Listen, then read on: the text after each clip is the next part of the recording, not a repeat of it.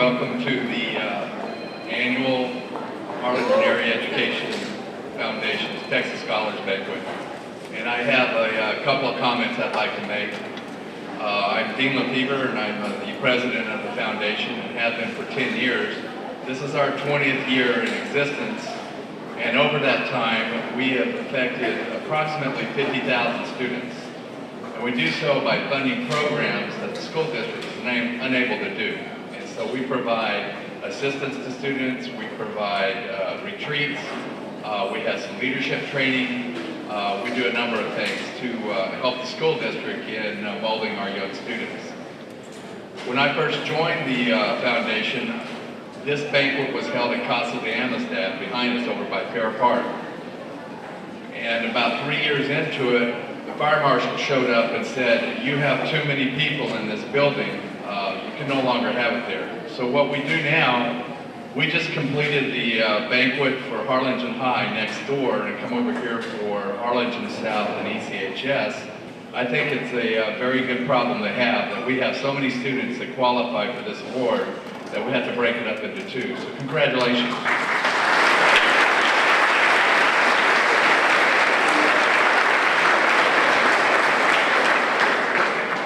The other thing I'd like to say is that about 5 years ago, the state increased the expectation to graduate from high school.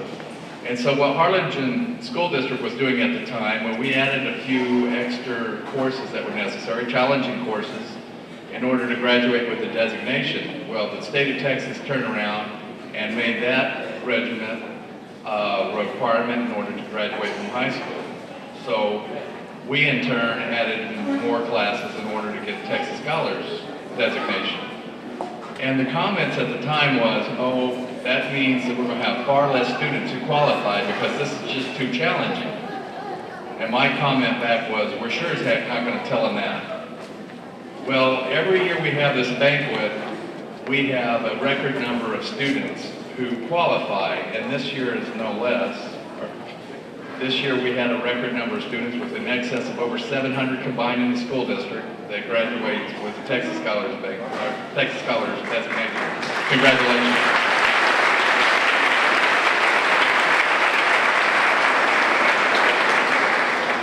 And finally, on a personal note, I've been associated with the foundation now for 10 years, and I've been waiting for this day. My oldest son, Justin, is graduating from early college.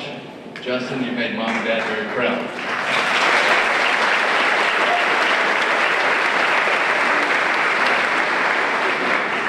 It took me 10 years to say that. I couldn't be happier. So with that, I'll turn it back to Bill, but thank you very much for your attendance.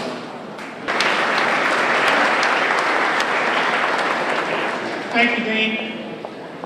You know, it's a pretty tough room. So the best reaction I got, I'm going to have to try it again. I'd like to thank Dr.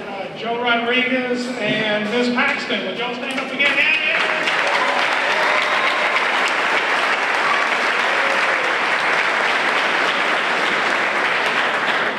That's better than my joke about my buddy, huh?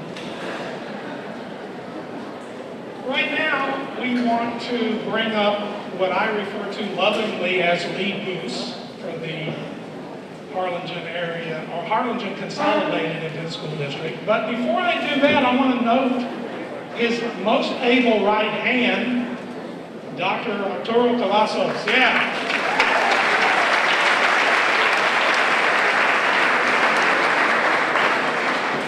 And with that, let me please introduce Dr. Steve Flores, who I understand plays a mean game of basketball.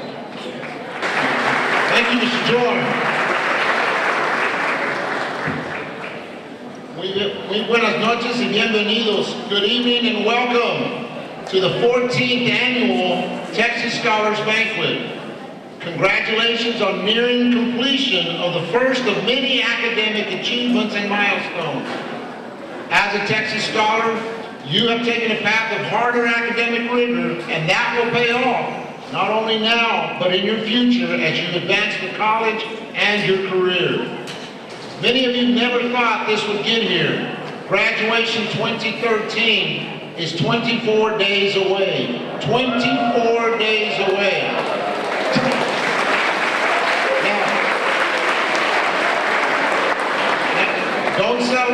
too early or don't celebrate too often because you've got to get to June the 1st. But there are only 17 days of formal school in the Harlingen School District. 17.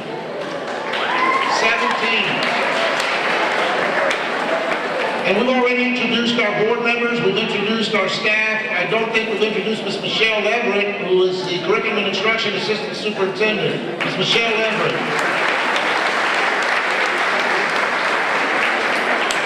Also, Dean, I want to extend my gratitude to you as well. And tonight, not only are you president of the Harlingen Area Education Foundation, but more importantly, you're a father. So congratulations on that as well. Comments are going to be very brief because you're going to enjoy what Manny Vela has to say, but I will be very brief. Tonight is obviously about you students, but it's also about the adults in your life. At this time, scholars, take a few seconds. I know you've already done it, but it never gets too old. Thank your mom or your dad for being here tonight. Thank your mom or dad. Right now, do that. Don't clap. Thank them. Pat them. If you need to get across the table, reach across the table. Thank them. Okay. Now some of you are having a conversation for the first time in 2 weeks, but that's not what I asked for. I asked just a simple thanks. Just a simple thanks, and to let them know you're going to need them not only for the last 18 years, but you're going to need them for the rest of your life. You see, and sometimes we think about that and we forget oftentimes. So I want you to know the research is clear. Behind every successful student is at least one caring adult. If there are more than one caring adults, guess what? Then success is unlimited. So tonight, it's about doing that. I want to also say that the road ahead of you will be filled with many exciting challenges. All of you have grown up in this digital age, and I bet you're even surprised at some of the new gadgets that exist. But this digital frontier means you will be a digital trailblazer. I want to close with this. Never think that texting your mom and dad will replace an actual phone call. They're going to want to hear your voice. Never let a Facebook wall posting be a personal note to your mom or dad. See, it doesn't work like that. Do not text to your parents or friends when seated at the same table. Some of you are laughing because I think I saw the other day one of the saddest ironies that I've ever seen. 5-member family, 4 phones, all of them texting, including mom and dad. So I just had to say, I walked up to the table and I said, I just want to know, and it's not my business if you don't want to share, who are you texting?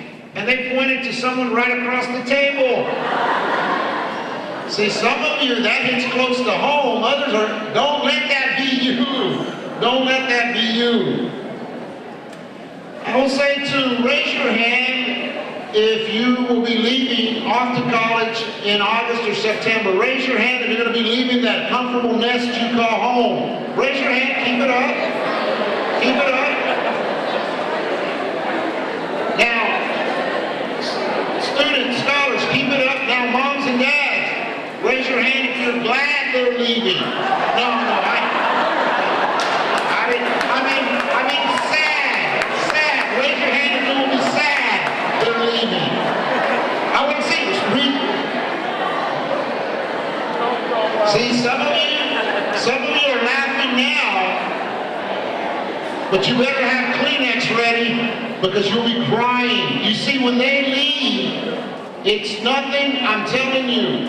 If this is your first child leaving the nest in August, raise your hand. If this is your first child, oh my goodness, you're already crying. You're already crying. But here's the deal. Don't cry. Make memories until they leave. Because guess what? You never get to wind the time backwards. You can only go forward. So tomorrow, you get anew with making those plans. Because, you know, I was talking to Mr. Charlie, or Mr. Greg Powers, who says, you know, I'm not ever going to cry, Steve. I left my first one off at school at UT Austin. My second one, Charlie, I'm not going to cry. I'm not fronting out Mr. Powers, but I am fronting out Mr. Powers. He came back, he said, Steve, how did it go for you? I said, I cried like a baby when I left mine off in Missouri. He said, so did I. I said, good. We hugged each other and started crying, and we're two grown men. Because you see now, he loves his dog. We talk about our dogs now.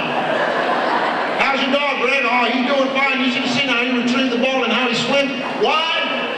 Because we don't have our kids at home. So why am I sharing that story with you? I'm sharing that story with you because tonight we rejoice, but we also get a chance to say, Mom, Dad, special guardian, I love you and I will never forget you. Because let me tell you something. Where are my macho men, or boys, or men? Raise your hand. Where are you? Don't be like me, too cool to say, Mom, I miss you, or Mom, I'm going to miss you. Because guess what? When they're gone, when they're gone, there's no pain that ever subsides. So tonight, honor your mom. Dads, they're going to honor you too, but you know, we're still macho. But nonetheless, honor your mom for me, on my behalf, for my family as well. I'm going to close with a quote from Abraham Lincoln, the best president that ever lived on the earth and a nation divided, Abraham Lincoln. And I think this is the only quote I'll say tonight, and I'm going to turn it over to Manny here shortly. But here's what he said to Congress in 1862. 1862. Now remember the time, a great Civil War. And this is what he said. And this applies to our scholars tonight. Still the question recurs, can we do better? The dogmas of the quiet past are inadequate for the stormy present. The occasion is piled high with difficulty, and we must rise to the occasion. As our case is new, so we must think anew and act anew. Scholars, enjoy tonight, enjoy tomorrow, and most importantly, let's all get to June the 1st with the understanding that our future is remarkably bright, regardless of what newspapers and television say, and let's begin anew to make a positive difference in our world. And one final thing, hug your mom. Now, young men, I saw your hand, now go hug your mom, honor your mom, just for 5 seconds. You'll remember it for the rest of your life. Do so right now. Thank you so much.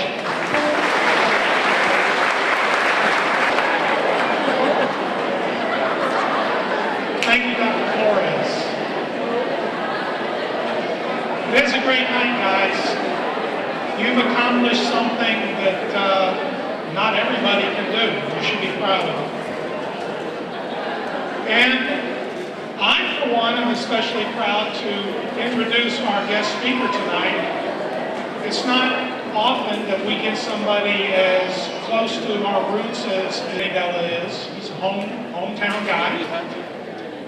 Manny went to that great university, known to man in Austin as the University of Texas.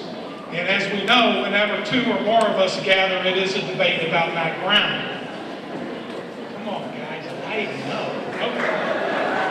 Manny continued his education at the University of Texas, studied law, got a degree in jurisprudence, I think is the word, right? There we go. Manny came back home and was a criminal defense attorney. He promises that all of his clients were innocent. He got the opportunity to be counsel for Valley Baptist Health Systems. Did that. They were aware enough and were smart enough to realize the treasure and asset that they had in Manny and proceeded to name him CEO of the health system. And having said all of that, I can tell you right now that Mandy will say that he's most proud of his wife Amy, and his 4 children. And as well he should be. And with that, allow me please to introduce Manny Bella, your Texas Scholars keynote speaker. Good evening, everybody. It's absolutely an honor and a privilege to be able to share a few moments and insights tonight. But before I do that, I know they've given me 30 minutes on the agenda, and I realize that I'm standing between us and the Spurs game, and so I promise y'all, we will make tip-off. And speaking of the Spurs game, did y'all see the game the other night? That's why you don't give up. 18 points behind with 4 minutes to play and come back and win in double overtime. Phenomenal. Bill, thanks for the kind words, and it's Dr. Jurisprudence. A little tough to enunciate, I understand that. And before I plow into my remarks, I want to take just a minute to thank Dr. Steve Flores and the entire team we have here at our school district. Folks, we have the most phenomenal school district in the world, and each one of us can be proud of what they do for our children and us on a daily basis. Please give them a round of applause.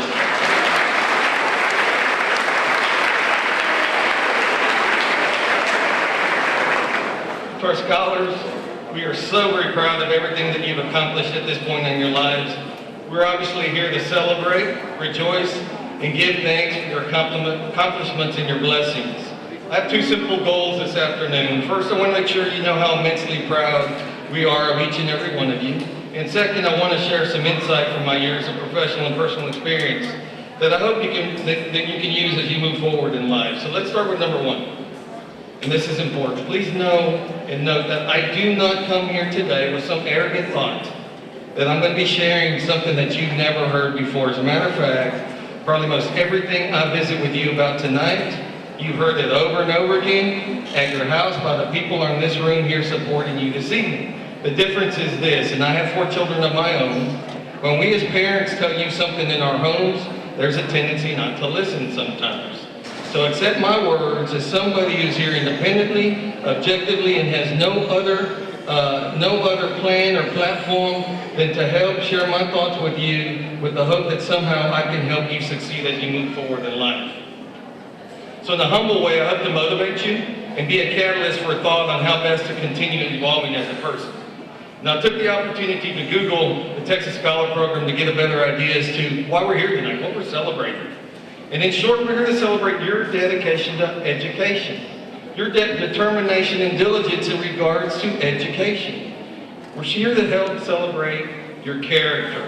Now, if you think about it, you've been working your whole life on building character.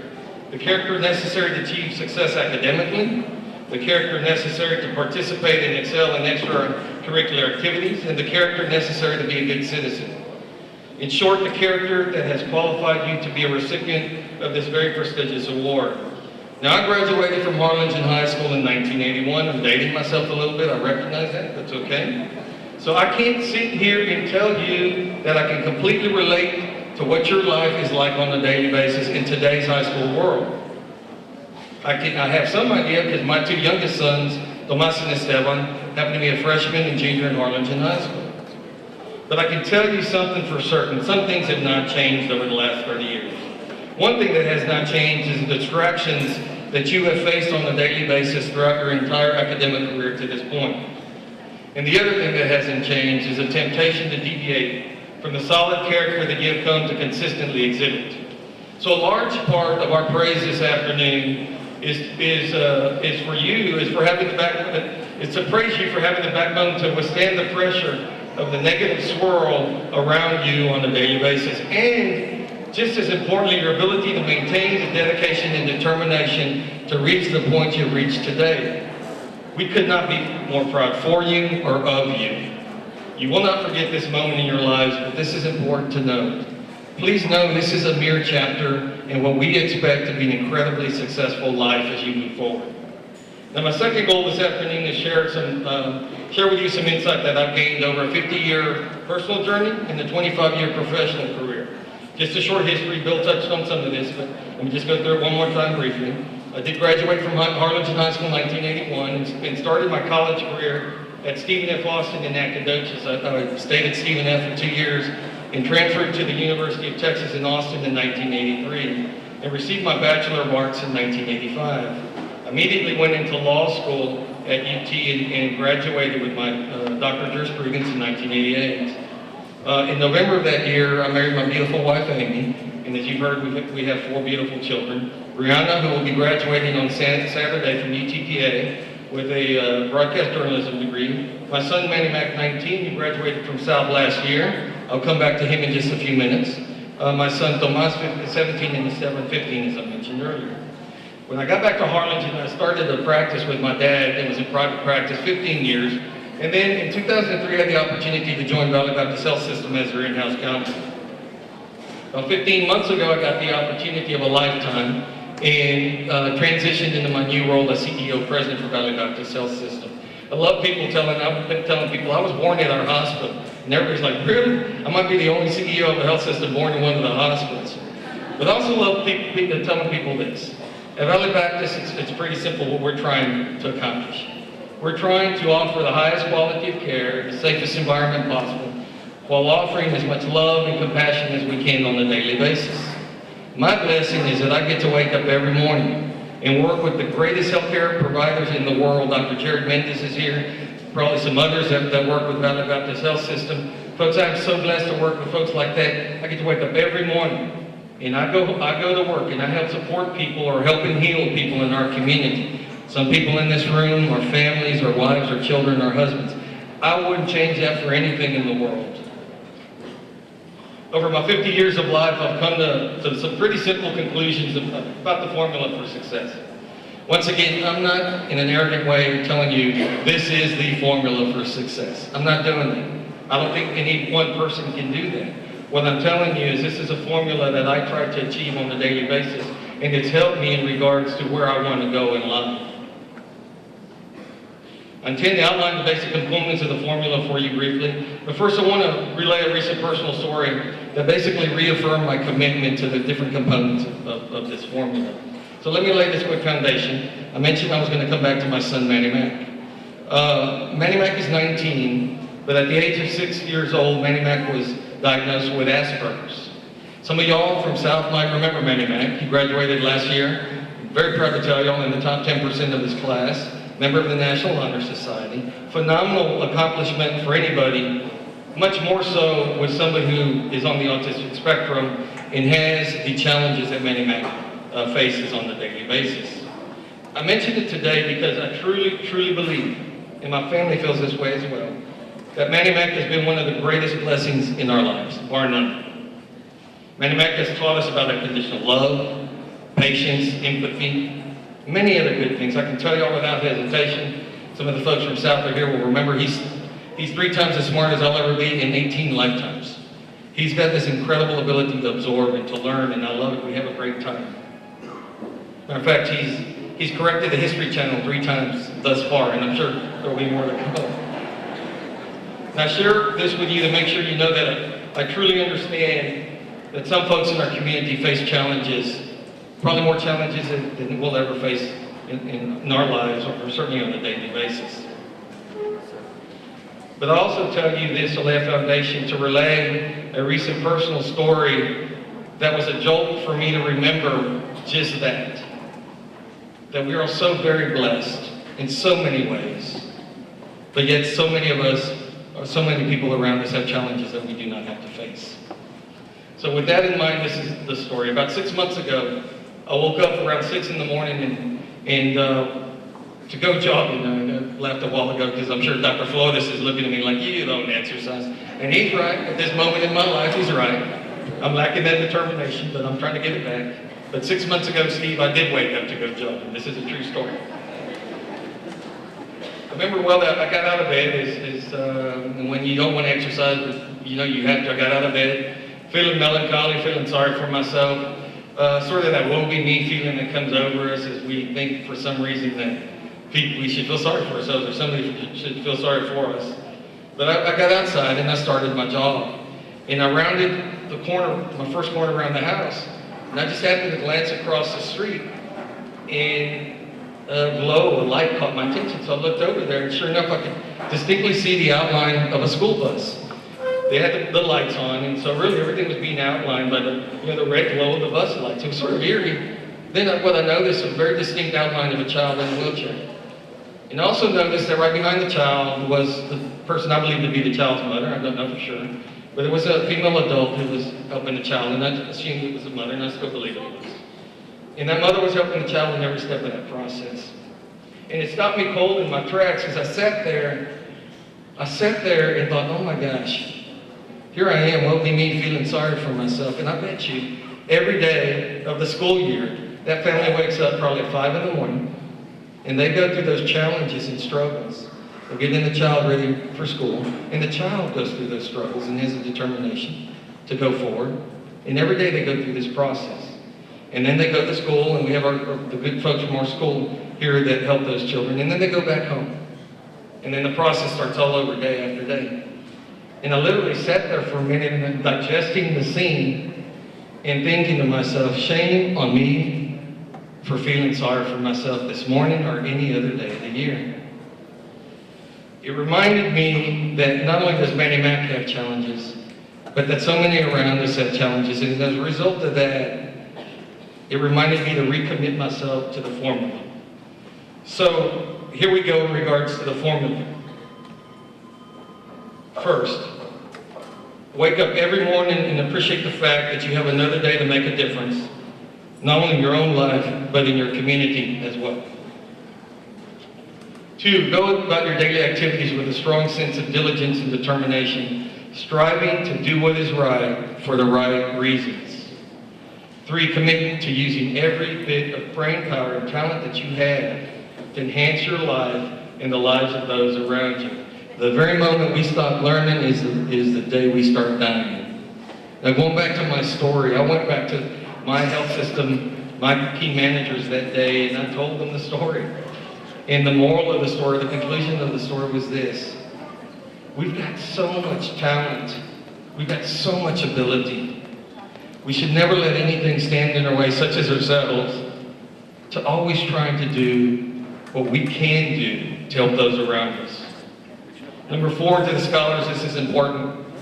When you make a mistake, and we all make them, and don't let anybody kid you, you've heard that before, learn from them. Get up, dust yourself off, you move forward, but most importantly, make sure your mistakes are not life-altering or life-threatening. I'm going to tell you all that again because I've told that to my children 1,000 times. You're going to make mistakes. Make sure your mistakes are not life-threatening or life-altering. Number 5, appreciate the fact that we live in the greatest country in the world, but understand that comes with an obligation on your part. You're either 18 or you're going to be 18 pretty soon, which means you can register to vote. It is your absolute obligation to be engaged in our processes in this country. You go get registered to vote. You pay attention to what's going on around you. You take part, you participate in the process, and that means you have a voice in the process. That means you have a say-so in where our country goes. Number 6, go out of your way to help someone, and do so without ever having an expectation of getting something in return. And I promise you, if you follow that maxim, you'll be incredibly fulfilled on a daily basis, because you will not be expecting anything in return. Pretty simple. Number 7, be proud of your accomplishments, but note this: be humble in your acceptance of praise, and understand that very seldom do we ever do anything on our own.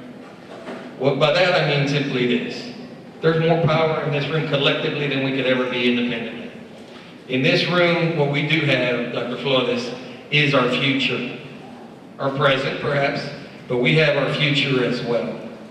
Folks, keep that in mind. We have more power together than independently, and always remember, when we do get things done, it is never by ourselves. Number 8, try and always see the big picture. I think that's an important one in regards to how you look at life in general. Don't be petty. Don't be narrow-minded. Always be open-minded. Always be willing to learn. Always be willing to accept. Number 9, understand well that there's no substitute for hard work. I can promise you, if you try to take shortcuts in life, and we all do, typically it does not come out well. It does not come out well, I can promise you. Just work hard, be diligent. That's why you're here tonight, because you've exhibited those characteristics. And number 10, and this is highly important as well, Try to always treat people with the respect and dignity that we all deserve. I can promise you that building solid relationships at both the professional and personal level is mandatory for success. I want to finish out by playing a quick little game of truth and dare with you guys. And this is the truth. Your generation has access to more technology and information than ever before. And this is the truth. Your generation is more adept at using technology that is available. You guys are fearless and I love it. Told the group previously, I just got my first smartphone and my 15-year-old is in the process of teaching me how to use it and I love it. You guys are awesome. And this is the truth. And listen to this is the truth too. As a result, you are poised to do more good in this world than has ever been done before. So this is the dare for you guys. Accept the challenge. Understand what that challenge is. Dream big and be wildly successful. And note that success is not defined by the size of your bank account, but rather by your contribution to society. In closing, it's been an absolute honor to share a few minutes with you all this evening. You know, my hope is what you take away, if nothing else, is that those of us in this room believe in you. We all go up together in this country, and this community is no different. We are here because we believe in you. Our support, our respect, our dedication to you will not waver. We expect success from you, and we expect for you to come back and share those success stories as often as you can. To everybody, God bless y'all, and thank you very, very much for the opportunity to see you.